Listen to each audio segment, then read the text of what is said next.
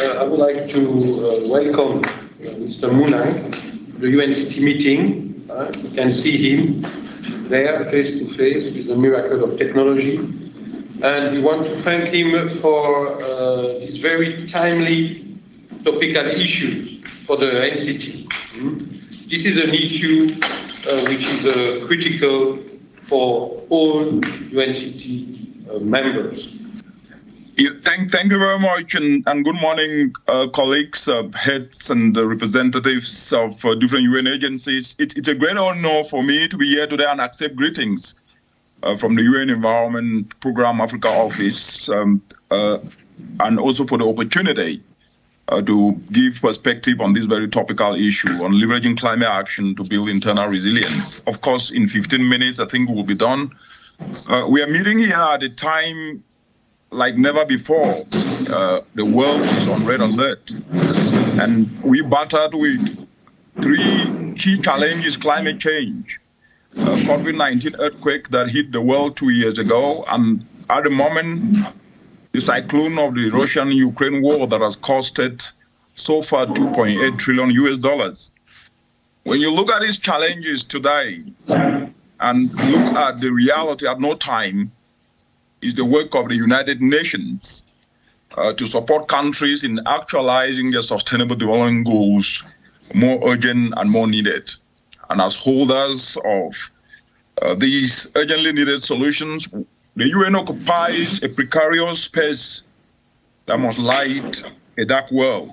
And just as this African proverb tells us, each family member must look out for the family. So when you put the perspective of Cameroon, like the rest of the continent and the entire world, Cameroon has endured 2 years of unending socio-economic distress, from COVID-19, which costed the Cameroonian economy $1.3 billion US worth of opportunities, to prevailing food and fuel price explosion that has impacted every critical sector.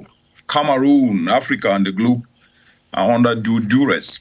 But when you put the perspective and the seriousness of the issue, these impacts that Cameroon has faced, being an oil and gas exporter, would have been expected to get a windfall from the spike in global commodities, but that's not the case. The reality has seen benefits diluted by the increased cost of subsidies and imports. For example, crude oil and gas comprising of an estimated 20.8% of government revenue in 2022, and cost of subsidies for refined products increased by 10%. To increase in manufactured goods that accounted for 2.2%, up to 74% of imports, respectively. What we are seeing is that all these aspects are happening under the changing climate, which is the elephant in the room.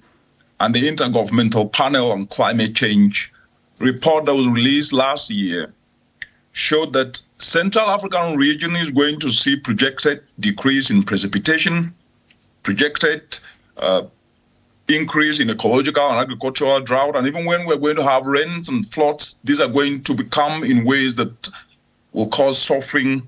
And more so, climate change is costing the Cameroonian economy 10%, and in the projected 15 years from today, will cost the economy, the GDP reduction, by up to about 50%.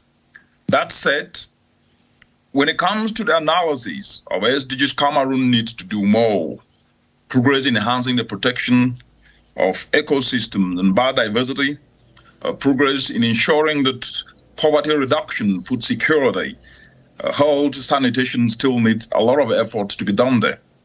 But we know that none of us is as smart as all of us. I love using African proverb because they pass a bigger meaning. The surefire way to succeed is if we join hands. The different strengths that will bring as a collective UN family can enable us to facilitate not only the achievement of the Sustainable Development Goals in Cameroon, but at the same time deliver lasting solutions that will put the country on an accelerated path. And the very elaborate cooperation framework that Cameroon has got today presents a robust framework for collaboration and as the UN Environment Programme. The entry point, as we already alluded to, through strategic priority 4, we look forward to providing environmental thought leadership in complementing all these other strategic priority areas. But let me just leave you from specific aspects in which all these challenges can actually be addressed. The first aspect is policy support to help the country from depending on imported wheat. With global wheat increasing, Africa, which imports most of the wheat, as we speak today, has seen wheat prices actually increased. And this has meant that 13 million Cameroonians who consume bread daily no longer get a regular supply. Whenever they do find bread, they must pay 20% of that, more for that. And as a policy move, the country is looking to shift towards investing in alternatives to wheat. And this should be supported in full, considering the empirical evidence already showing the environment and socio-economic benefits. And from an environmental perspective, what we've seen from the work we do is that while wheat production is projected to fall by up to 36% across the entire globe as a result of the changing climate today, which would indicate more deficits and hence price increases, alternatives like cassava, which is a climate-resilient crop that can produce up to 300 products, is a key opportunity, and also a staple in Cameroon, and will be least affected under the changing climate from the data that we have. Already, we're seeing entrepreneurs in Cameroon leading the way in exploring these alternatives. Bakers facing a doubling of wheat prices have switched to cassava and sweet potatoes. But as we know this, 50 kilograms of wheat actually increased from 19,000 CFA franc in 2021 to about 24,000 CFA. And sweet potatoes flour sell at 20,000, while cassava flour at 17,500. So the point is that the profitability of making bread with sweet potatoes and with cassava actually resulted to increase profit of 50 francs to 60 francs as compared to 40 francs for wheat. And that said, local cassava producers and processors, especially in the country where we have the informal sector, which provides livelihoods for up to 90% and contribute up to 50% of the GDP, should actually be incentivized and given incentives so that in terms of subsidies, inputs, in terms of organic fertilizer, clean power machinery like solar dryers that can be able to dehydrate the cassava, and also tax breaks for cassava production and value addition actors could actually be an opportunity. The second aspect that needs to be leveraged is prioritizing green solutions for value-added food systems, because we talk today, Cameroon loses between 20 to 50% of what is produced annually due to post-harvest losses. And these losses provide lost opportunities in terms of incomes and in terms of opportunities. And actually recouping these, for example, just in the tomato value chain alone, over $200 million US could be recouped by adding value just to tomato in terms of processing, in terms of providing cold chains that can actually be able to reduce this. Decentralizing simple solar dryers to communities could be a game changer, but these are aspects sometimes that happen in silos, but not necessarily leveraging targeted incentives from a policy perspective.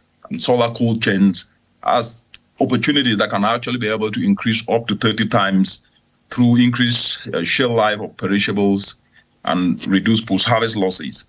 The third aspect, which is very, very crucial, especially is clean cooking. Clean cooking, up to about 70% of Cameroonian households, just like across the entire African continent today, the data we have depend on fuel wood. And as a result of this, they are not only leaving their efforts to deforestation, but at the same time, the indoor pollution that is killing over 11,400 Cameroonians annually.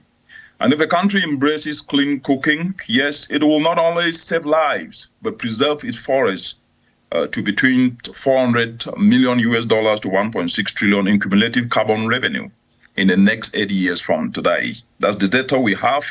And therefore, when you put the perspective of where the country is at the moment with their NDCs, where they've updated NDCs have already set pace for matching these solutions, increasing opportunities like biodigester, where turning waste to biogas, waste to biofertilizer provides a great opportunity.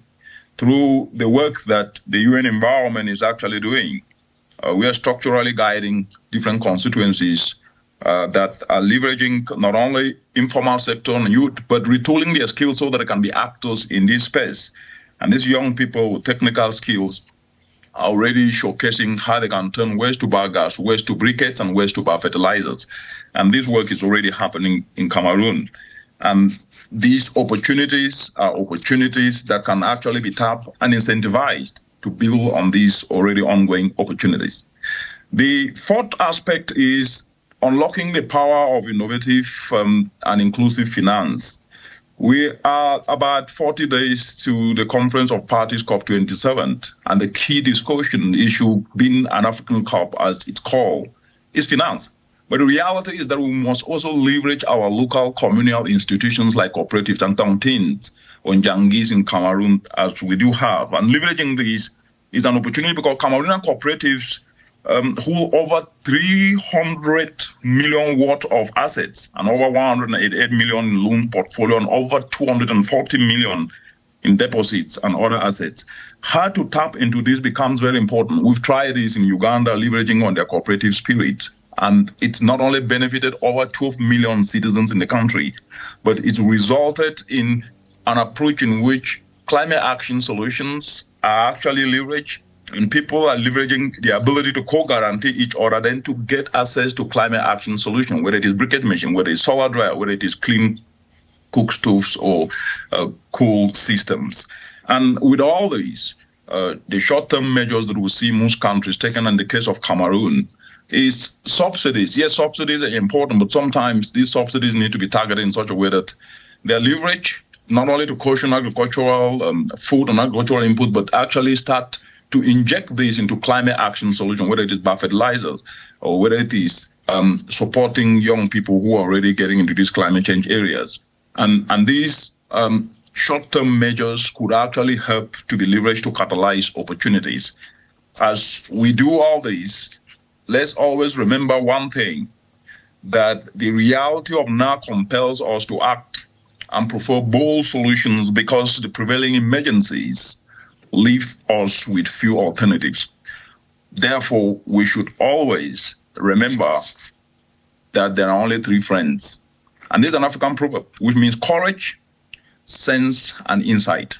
Thank you very much.